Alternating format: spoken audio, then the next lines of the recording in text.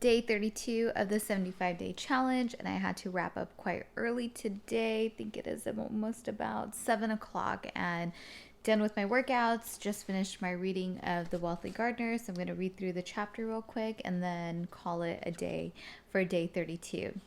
Okay, so this lesson is 4.18 for anybody that might be reading along, and it's called Inner Circle. Inner circle, a band of brothers becomes one another, mused the wealthy gardener, since we rarely outperform our inner circle.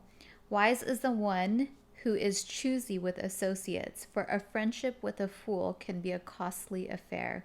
And normally I read sort of the synopsis of the chapter, but I'm going to read you a story that he shares about one of his really close friends, because I think it is very relatable. So he says, I have a close friend, he continued, who is facing a defining moment. He's retired and has a dream to start his own business. But day after day, he spends his time in a crippling worry. And every morning, he drives to McDonald's for coffee with his other retired friends. His friends are good people, but now that they're retired, they're done striving in their lives. The problem isn't that they're lazy, it's that they're coasting while my friend has a dream. He's not done living yet, but he hangs out with old guys who love leisure. And due to his own fears, combined with the company he keeps, he may die with the regrets of a chicken.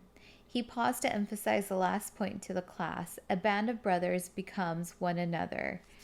You think he'd be better off not seeing his friends, asked one of the kids. So basically he's teaching a class and he's just talking to them about the company that you should keep and how it affects you, and that he doesn't agree with kind of what his friend is doing. An inner circle consists of people who occupy our time, influence our minds, and normalize our behaviors. Wealth requires a selective inner circle with a guard at the door to prevent the negative influence of others.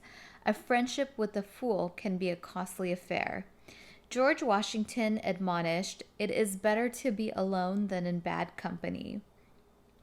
It was challenging being surrounded by well-intentioned people who wanted the best for me, and their advice was steady. Life is short, so live for the day. Why are you killing yourself? You need balance. Everybody works until they're old, so why should you be any different? It's normal to worry about bills. We're happy. Why aren't you? Who do you think you are? An inner circle is about whom you take into your confidence. We can be surrounded by good people without letting them inside our walls. We can coexist with others without having them the keys to the doors of our minds. And I've always thought about this because I think definitely one of the areas in your life that this probably relates to, because I know it does in mine, is when it comes to family. You love family, and of course, if you have a relationship with them, you're surrounded by them, but they may not always understand what it is that you're trying to do. So this kind of goes to show you, and kind of reminded me, because I've always wondered, how do you keep a relationship with them, but also at the same time keeping them at a bit of a distance to protect what it is that you're trying to do? Because most family members have opinions and they are very vocal about them, which I've experienced in my own life.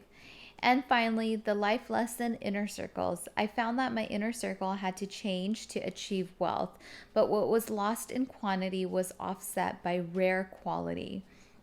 And on that note, this is, you are who your friends are. That sort of saying has been around forever, or you are the company that you keep around you. And I think that that is 1 million% true.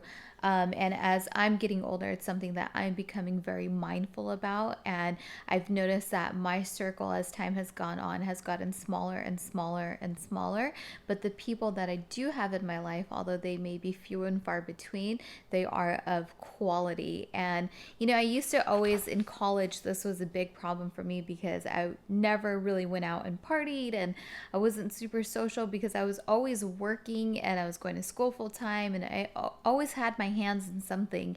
And I remember my friends would always tell me how boring I was because I would never go out, but it just never appealed to me, and they never understood that. And so a lot of friendships that I had, I lost over time because I just wasn't on the same wavelength as them. And I never really understood it up until now, as I've gotten older, and I kind of see, how I wasn't able to keep these people in my circle because it never meshed well.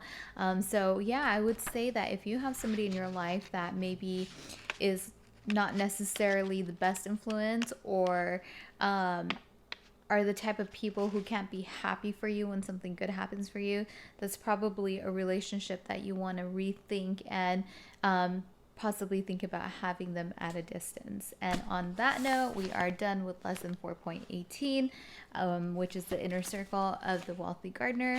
That is it for day 32 of the 75-day challenge. And if you are curious as to what the 75-day challenge is, please check out the description down below. There is a link to the Andy Frisella podcast, as well as a link to the wealthy gardener.